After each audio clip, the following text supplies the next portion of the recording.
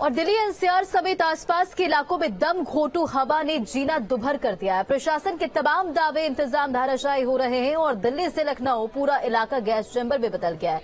दिवाली से पहले एक बार इमरजेंसी जैसे हालात बन गए। रिपोर्ट देखिए।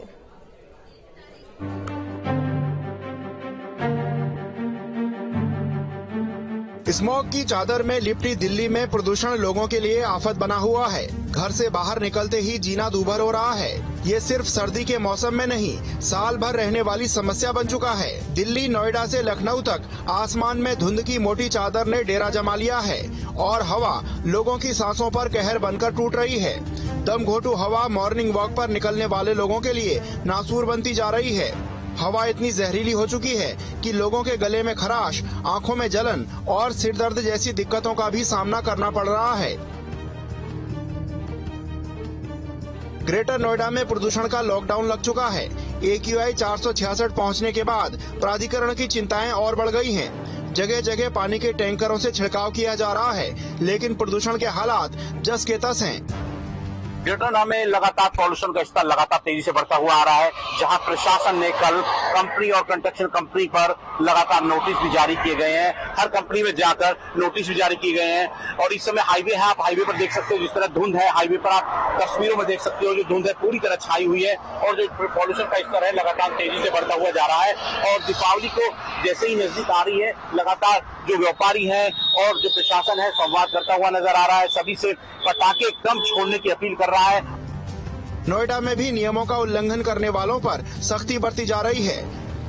अब तक नोएडा प्राधिकरण ने कार्रवाई करते हुए 15 अलग अलग जगहों पर करीब 1,56,00,000 रुपए का जुर्माना लगाया है और एक JCB ट्रैक्टर ट्राली को जब्त किया है। नोएडा प्राधिकरण के CEO लोकेश M ने प्रदूषण को लेकर कहा कि विभाग ग्रेप के दिशा निर्देशों का अनुपालन करा रहा है।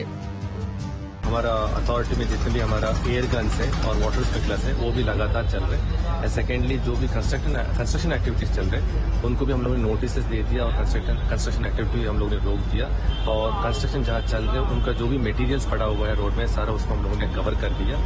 और इसी तरह जितने भी जो ग्रैब का जो रूल्स है वो वायलेशन ना हो, सारा रूल्स एंड रेगुलेशन हम लोग फॉलो कर रहे हैं। और जहाँ जहाँ वायलेशन मिला है अभी तक 48 लाख का हम लोगों ने चालान काटा है। उधर यूपी की राजधानी भी जहरीली हवा की जद में है। लखनऊ में AQI 200 के पार पहुंच चुका है तो लालबाग में AQI 275 दर्ज किया गया। दिल्ली NCR की तरह उत्तर प्रदेश की राजधानी लखनऊ में भी प्रदूषण यानी कि AQI का स्तर लगातार बढ़ता जा रहा है। सर्दी की दस्तक के साथ ही राजधानी की हवा भी सेहत को खराब करती हुई नजर आ रही है। सीजन में पहली बार शनिवार को औसत वायु गुणवत्ता का जो सूचांक है यानी कि AQI है 200 के पार पहुंच गया है। राजधानी का औसत AQI 205 जो दर्ज हुआ है, उसमें लालबाग की अगर बात की जाए तो 275 तालक कटोरा में ये रिकॉर्ड दर्ज किया गया है। हालांकि मौसम विज्ञान केंद्र के जो वैज्ञानिक हैं उनका कहना है कि हवा का रुख परवा से पश्चिम की ओर चलता हुआ नजर आ रहा है, जिस कारण प्रदूषण की जो कण है वो बढ़ जाते हैं और उनका प्रसार भी होने लगता है।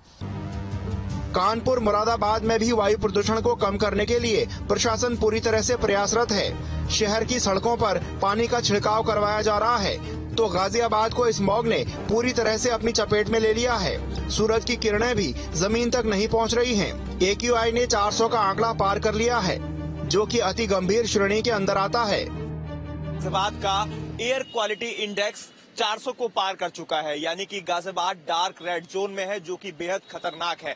तस्वीरें आप देख सकते हैं किस तरह से स्मॉग की सफेद चादर ने शहर को अपने कब्जे में लिया हुआ है। लगातार कई दिनों से यही हालात शहर के बने हुए हैं। गाजियाबाद हो, गौतम बुद्ध नगर हो या दिल्ली NCR का पूरा इलाका इसी तरह से स्मॉग की सफेद चादर में लिपटा हुआ है। यहाँ तक कि बढ़ते हुए पॉल्यूशन की वजह से बच्चे हो, बुजुर्ग हो, उनको सबसे ज्यादा परेशानी का सामना करना पड़ रहा है। दिल्ली में तो बच्चों की छुट्टी तक की घोषित कर दी गई है, लेकिन गाजियाबाद की तस्वीरें आप देख सकते हैं किस तरह से स्मॉग ने शहर को अपनी चपेट में लिया हुआ है। प्रदूषण से हर बार की तरह इस बार भी हालात बेहद गंभीर होते जा रहे हैं जो आने वाले दिनों में और खतरनाक हो सकते हैं। बच्चों और बुजुर्गों पर इसका काफी बुरा असर पड़ रहा है। इस गंभीर समस्या से निपटने के लिए प्रशासन की तरफ से तमाम तरह के कदम उठाए जा रहे हैं, लेकिन सब इंतजाम नाकाफी नजर आ रहे हैं। Team news state.